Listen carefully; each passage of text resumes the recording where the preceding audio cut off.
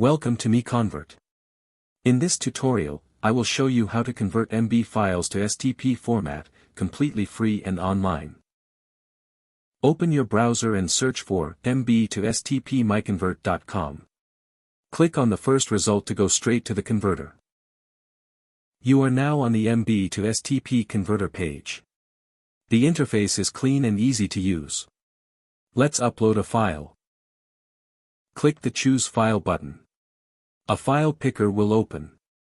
Select the MB file you want to convert, then click Open. Your file is loaded and ready. You can see the file name, size, and destination format. Click Convert now to start the conversion. The conversion is in progress. You can see the progress bar moving. This usually takes just a few seconds. Done. Your file has been successfully converted. Click Download to save the STP file to your computer. That's it. Visit MiConvert.com for more free conversion tools. Subscribe for more tutorials. Thanks for watching.